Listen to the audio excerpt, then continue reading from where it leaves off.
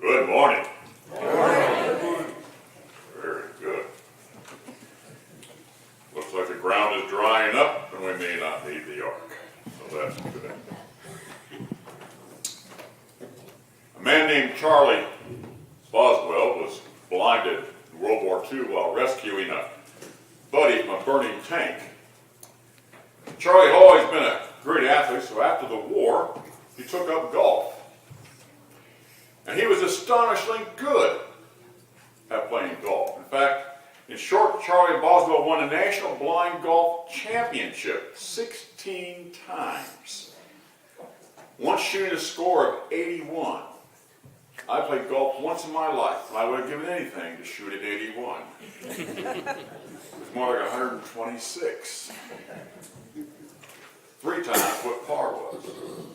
Anyhow, in 1958, Charlie went to Fort Worth, Texas, to receive the coveted Ben Hogan Award in honor of one of the greatest professional golfers in history. And Mr. Hogan agreed to play around with golf with Charlie. So Charlie said, "Would you like to play for money?"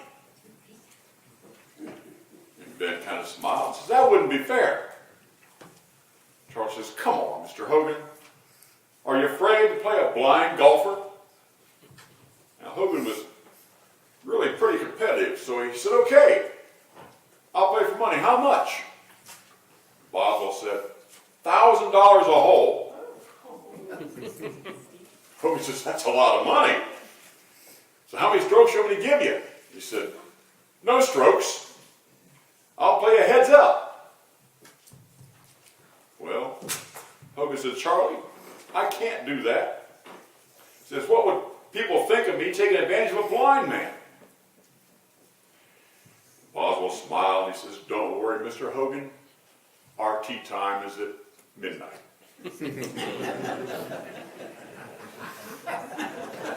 Charlie Boswell was a remarkable man. He didn't let his blindness deter him from having a fulfilling life. Today we're going to talk about another remarkable man who was also blind. Mark calls him Bartimaeus. The story takes place just outside Jericho. Jericho was a popular resort city built by Herod the Great in the Judean desert, not far from the Jordan River crossing. When most of us think of Jericho, we think of Joshua at the Battle of Jericho. And that was another thrilling story, but we have this one with Bartimaeus. Remember, Jesus' disciples are making their way to Jerusalem for the Passover and crossing over the River Jordan. They would naturally enter Jericho. The mobs of people were heading to Jerusalem for the same reason, because Jericho was very near Jerusalem. That means the streets of Jericho are filled with people on their way to the holy city. And that was important for Bartimaeus. These are primitive times, and through no fault of his own, Bartimaeus was a beggar. Crowded streets meant that he might receive a generous day's wages for his work as a beggar. As you probably were aware, there was no government programs back then to aid blind persons in Bartimaeus' day. And unless you had a family member to take care of you, life could be pretty cruel. So beggars were a common sight in most towns, because most occupations that day required physical labor. Anyone with a crippling disease or a physical challenge was at a severe disadvantage and was usually forced to beg. Even though God's law commanded care for such needy people, as we read in Leviticus 25:35 through 38, if one of you, our countrymen, becomes poor and is unable to support himself among you, help him as you would an alien or a temporary resident, so he can continue to live among you. Do not take interest of any kind from him, but fear your God, so that your countrymen may continue to live among you. You must not lend him money at interest, or sell him food at a profit. I am the Lord your God, who brought you out of Egypt, to give you the land of Canaan, and to be your God. Blindness back then was considered to be a curse from God for sin. As you can read that in the Gospel of John, the 9th chapter, verse 2, where it says, his disciples asked him, Rabbi, who sinned, that this man or his parents, that he would be born blind? By the way, did you know where the word handicap happens to come from? Anybody know? The word handicap, until recently there was no programs for anybody who had a challenge or disability. It said that the word handicap originated clear back from wounded and disabled veterans in England during the reign of King Henry VII. Since they were unable to make a living for themselves after the war, they were forced to take the streets begging with their cap in hand. King Henry VII legally allowed them to beg because he did not think that they could hold down jobs. So disabled individuals therefore became known as handicapped. However, today handicap did not take on the word disability until recently. The word handicap should actually be removed from our vocabulary because it's looked at as being demeaning and disrespectful to those who have physical challenges or some other disability. In fact, those that are people aren't disabled or handicapped or invalids, they're physically challenged today. You get those words kind of mixed up. There's a big difference in them.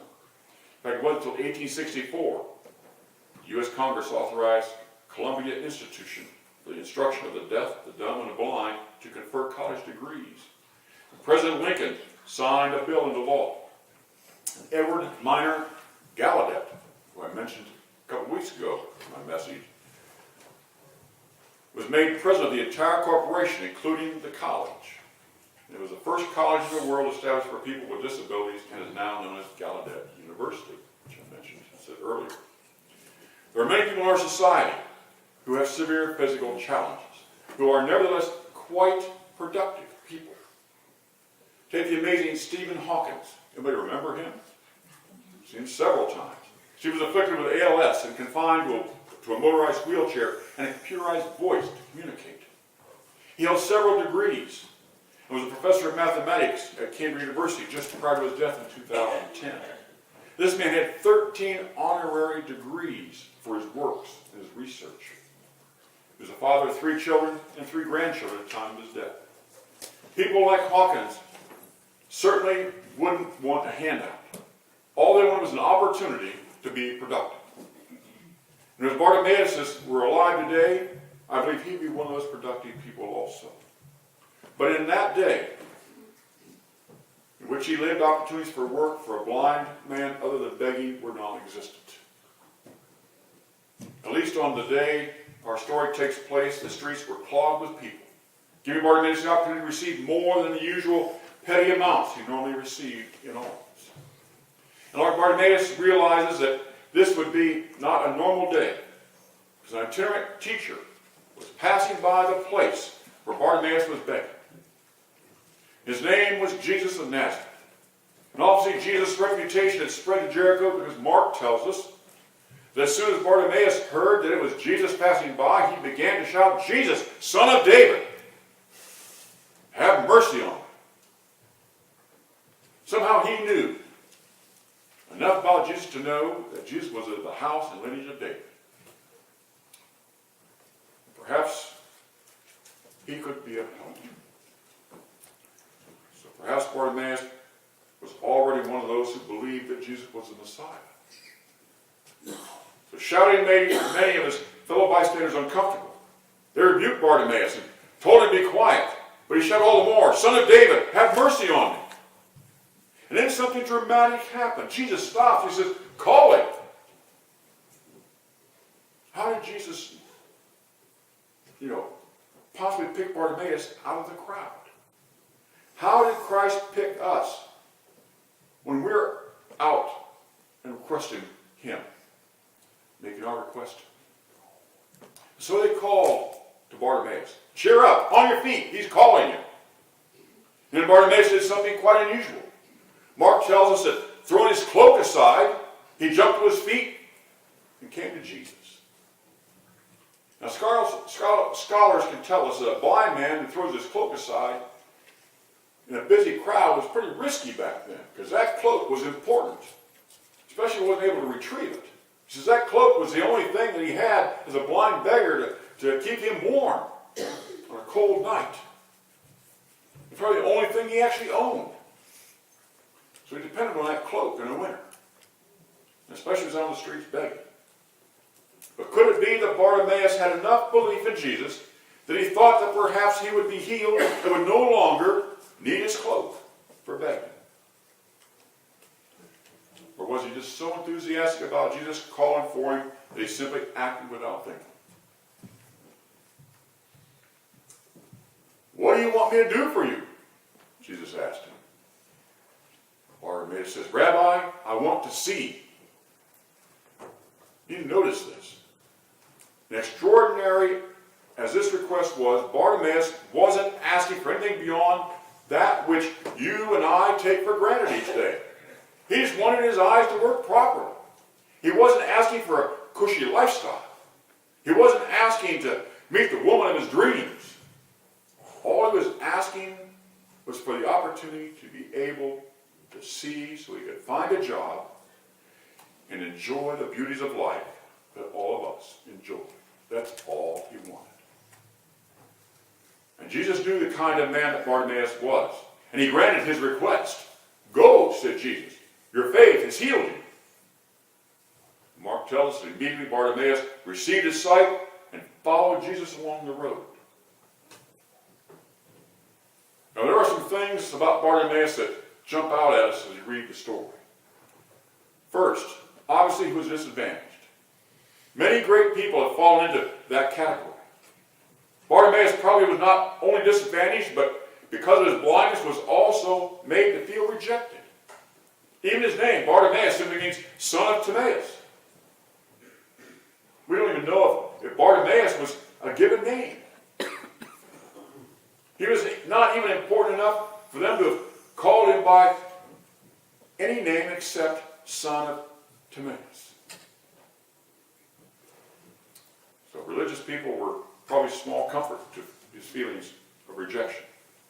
As you know from reading the New Testament, there are many people in that time who felt that a physical challenge was a punishment from God. In their ignorance and their superstition, they felt that someone surely sinned if a child was born with a condition such as blindness. You know, how many hearts have been broken because of someone's outrageous interpretation of adversity? Brother Bartimaeus had to put up with some of this himself. He was blind. He was a beggar. He was probably a social outcast too. His situation was like that of a cat that was found in London. His finders advertised to find the owners, as most of us would do today.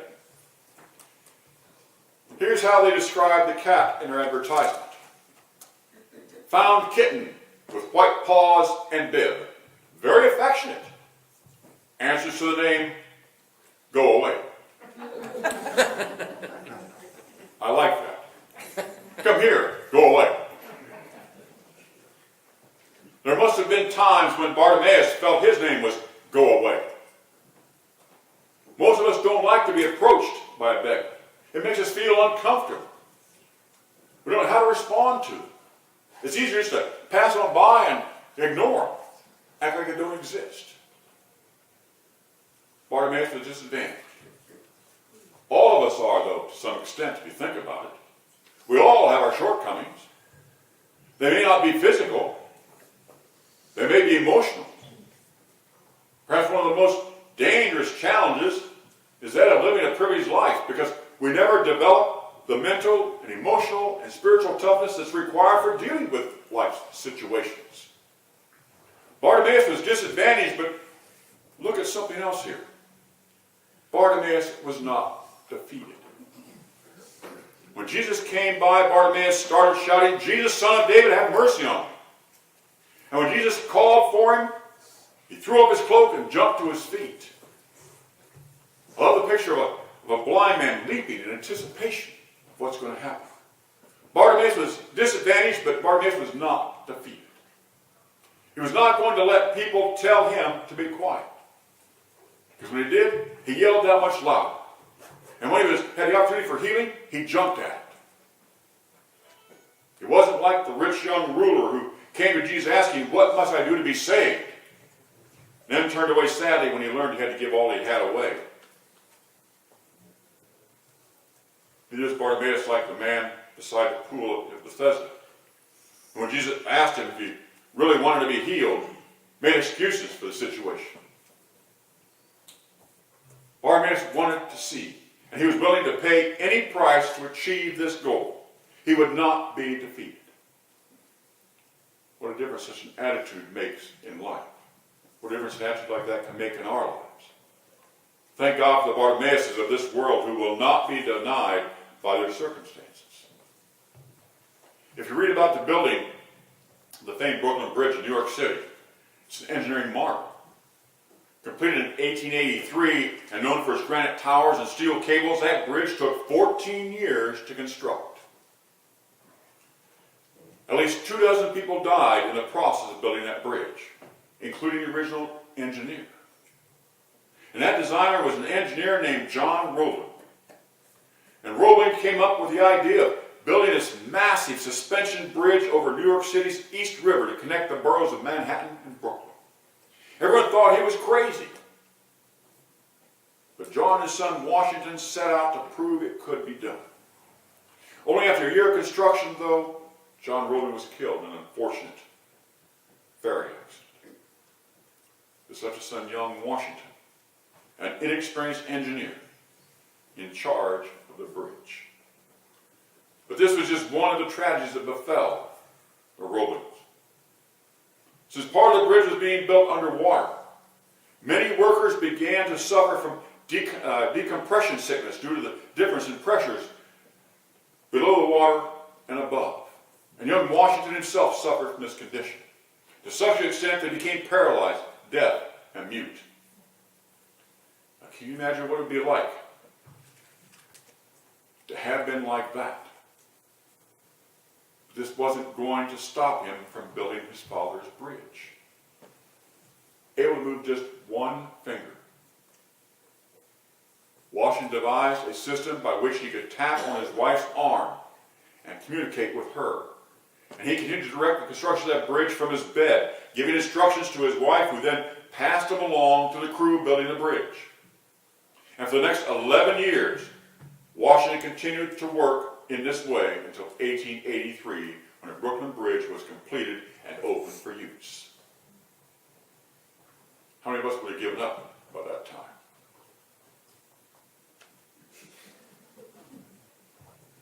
Many more would too. The success was that today, 135 years later, that Brooklyn Bridge still carries more than 150,000 people each day safely to their destinations.